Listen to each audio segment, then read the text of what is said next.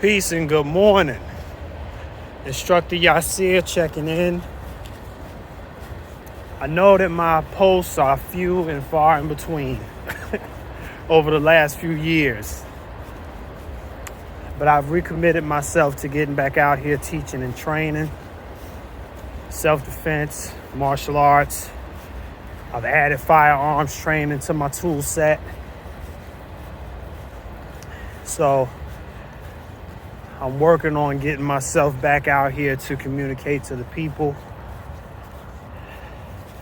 I really hate social media. And it's difficult for me to bring myself to do this on a regular basis.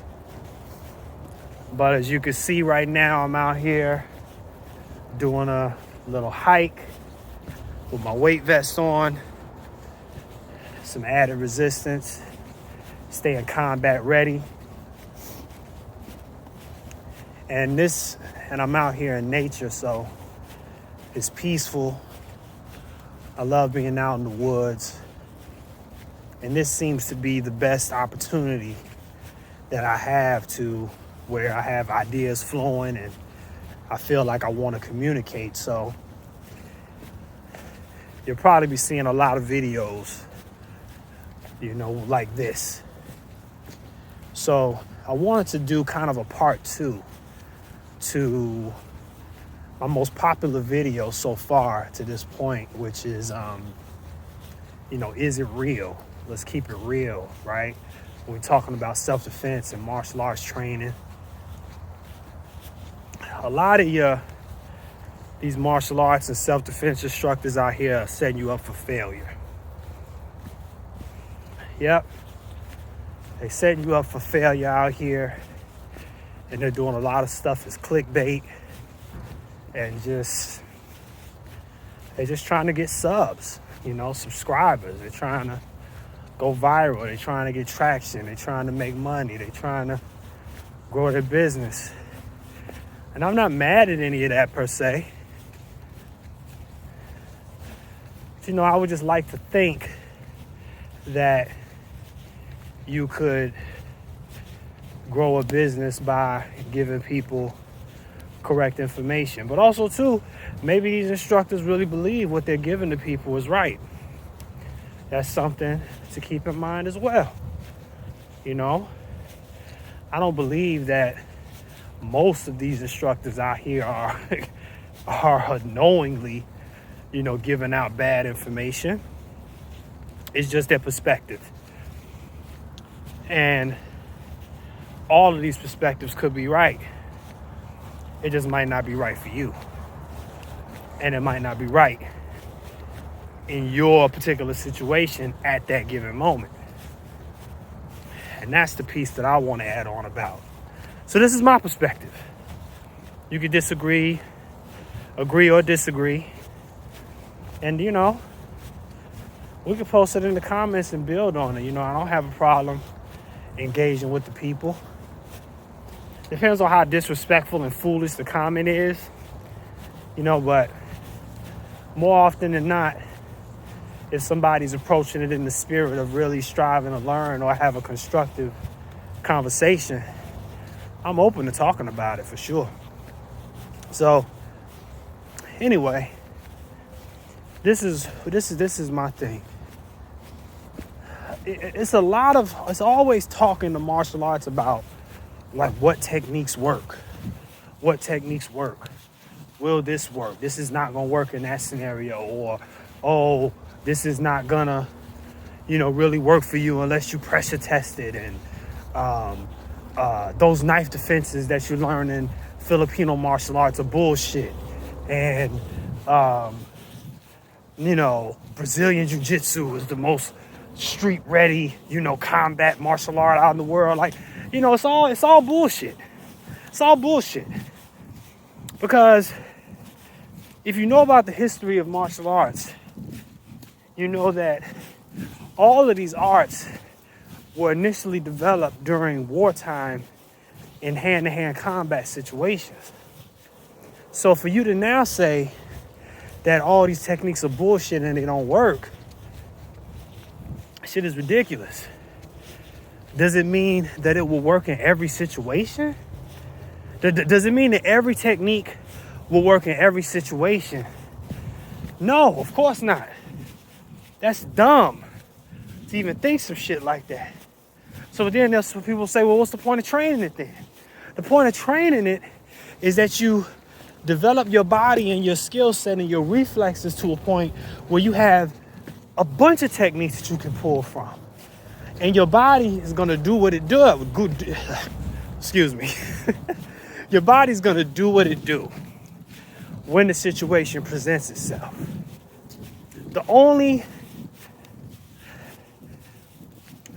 There is no silver bullet. So, but the best thing that you can do is to just train so much so that when the situation comes, it becomes an automatic response. That's the whole purpose of it. That's why when you train martial arts, there's such a huge emphasis on repetition. That's why you do so many reps of a certain kick or a certain punch or a throw or sweep, whatever. You do so many reps of it because the goal is to build muscle memory so that now it becomes a natural response. Because if you study how the body responds to stressful situations, the body is going to go down to its lowest level of training, right? So you want to replace your lowest level of training, which is probably nothing, right? You know, you go back to, I don't know, flailing your arms or, whatever, right? So you want to replace that with, structured stances and head movement, or whatever, Well, whatever it is that you're trying to do. So, but in order for you to do that, you have to drill. You have to drill. You have to do it over and over and over again. You got to do it so much that now the new thing becomes your natural response. Not the flailing of the arms or the limp-wristed punch that you used to do when you didn't know how to punch. Now that you know how to punch, you got to train that over and over and over and over and over and over and over and over and over and over and over and over and over again, so that now a proper punch becomes your natural default response.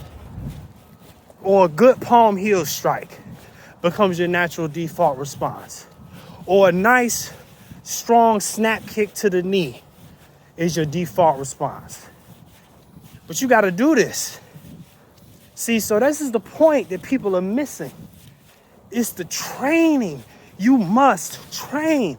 People are not telling people the truth out here. You got to tell people the truth, man. All this stuff that y'all teaching on YouTube and all of this, you got to tell the people that it's not going to be there for them unless they're training it on a regular basis. Now, let's go to the other piece. If we're dealing with things from a self-defense perspective and not a sport perspective, if we're dealing with things from a self-defense, street-level perspective, the first thing you should be out here teaching people is how to avoid conflict. That's the first thing. Number one is how to avoid conflict. You should be teaching situational awareness, and you should be teaching de-escalation. All of us that came up as young men and young women, but you realize that a lot of conflicts that you probably got into or people you've seen get into is all based on emotional immaturity and ego. Most times it's based on emotional immaturity and ego. Somebody doesn't want to look like a punk, right? So they don't want to. It made more sense to just walk away from that situation. But they don't want to walk away because they don't want to look like a punk. They don't want to back down. They don't want to just let the other person have the last word because, what that make me look like, that type of thing. When really, That was the best situation. That was the best situation.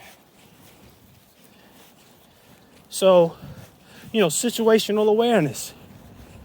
You walking outside, don't walk right along the building, heading into an alley where somebody could be hide behind that corner and easily get you.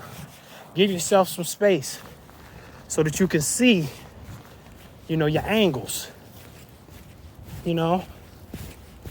It's nighttime.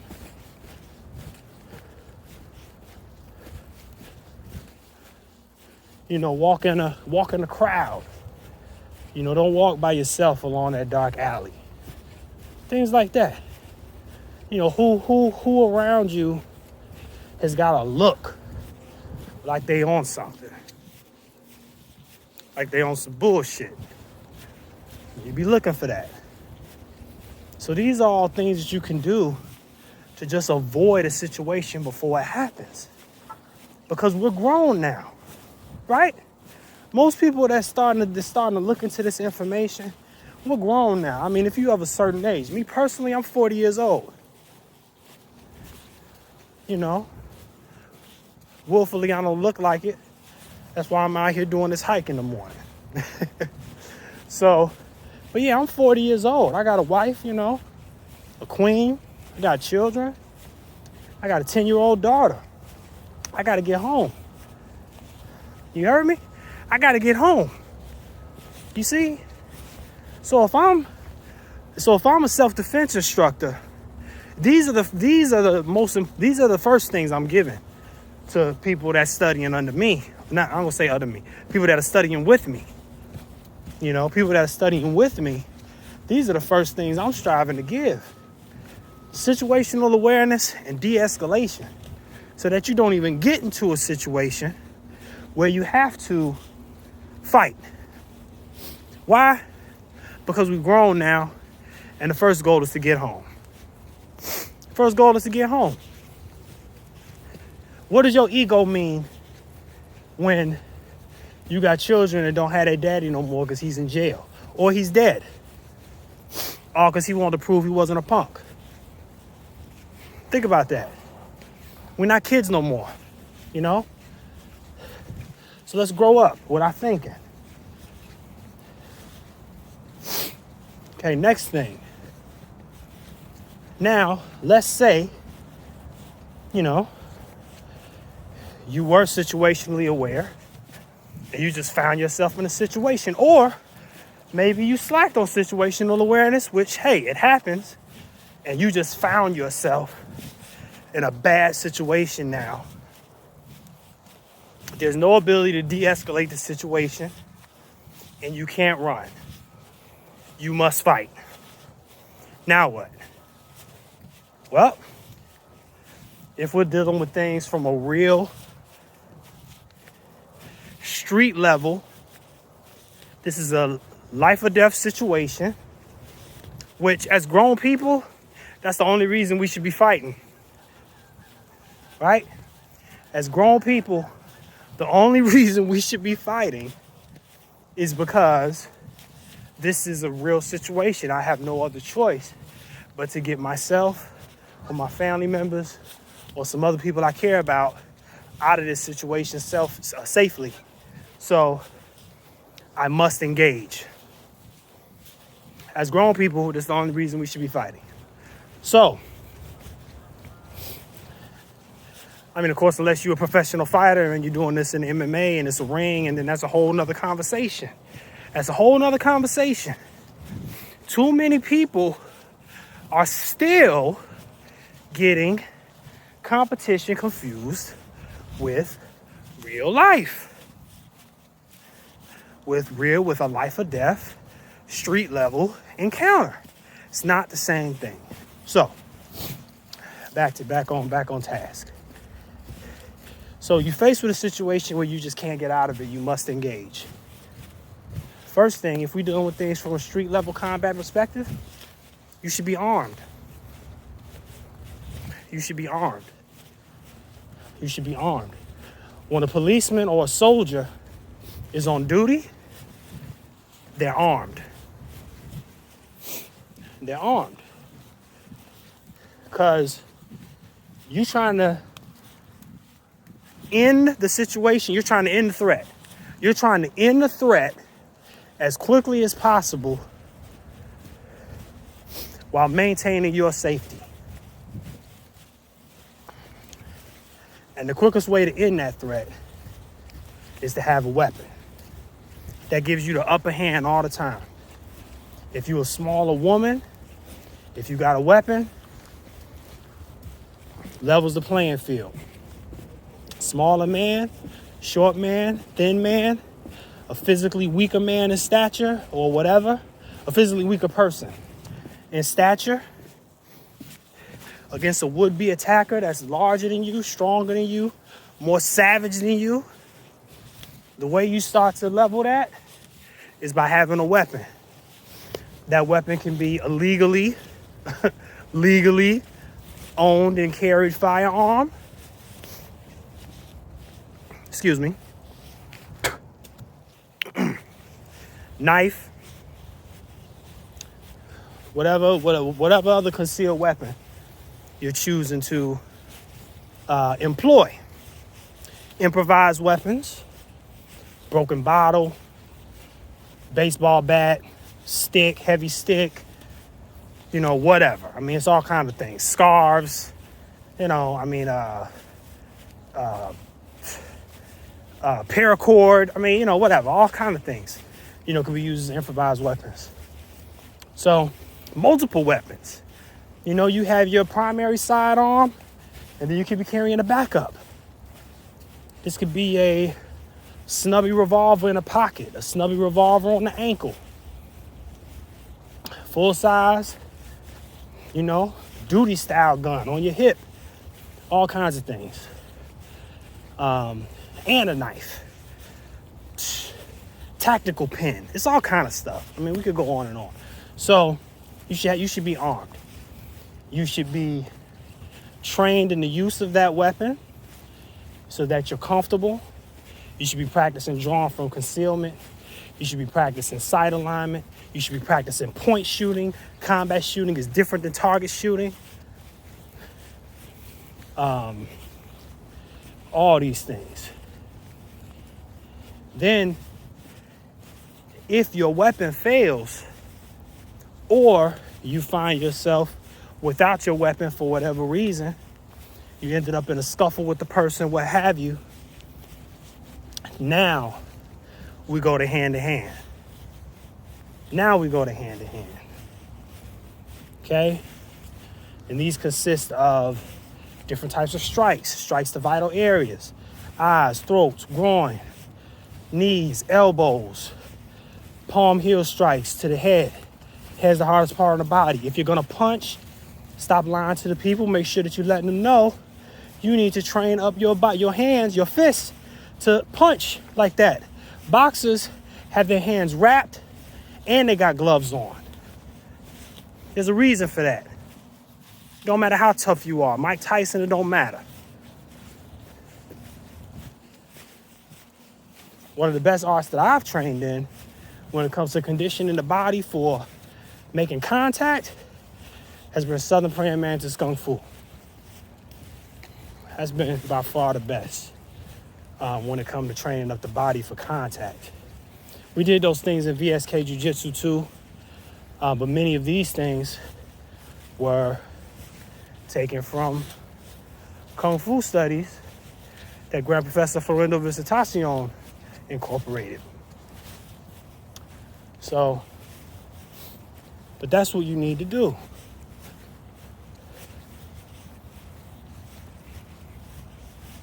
And then going back to what I said earlier in the video, you got to practice it. You got to drill it over and over and over again. Strive to make it second nature. Okay? See, so that's how we got to deal. And also keep in mind, all martial arts and self-defense training has an element of theory. It's just how it is. There's no answer that's right 100% of the time. People want to have conversations like, oh, Does this throw work? Does this lock work? And yeah, it works. If you've ever trained and you had a skilled instructor that knows what they're doing, put a lock or a throw on you, you know it worked if they catch you in it. So that's the whole point, if they catch you in it. But this is all the time. Your technique might connect and it might not. It might not. And if it doesn't, you got to do something else. That don't mean that it don't work. It just means that you weren't able to get it off at that moment. It doesn't mean it doesn't work. It just means you wasn't able to get it off. You know?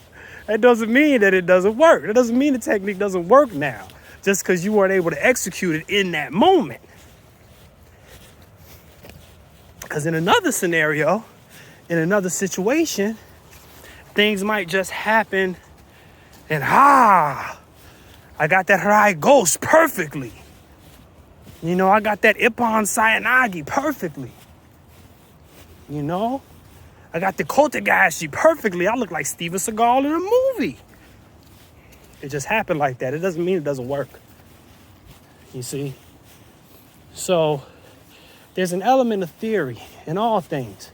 It's all a what if situation. Well, if he punches here, and if I do this, da-da-da-da-da-da-da. Yeah, that can work. If it happens like that. It might not happen like that. Doesn't mean it doesn't work. It just means it didn't happen like that. So you had to do something else. So, you know, you got to recover. You got snuffed. You didn't catch it. Your timing was off, whatever. So just because something works for somebody, if you got somebody out here who's, you know, a war vet, policeman, 10-time MMA world champion, and they trying to tell you something like, yo, this is going to work 100% of the time. Man, look, they lying to you. They lying to you because it's not true. It's not true. You know, it's not true. So keep things in perspective. Keep it real. I'll be back. When in doubt, train. Peace.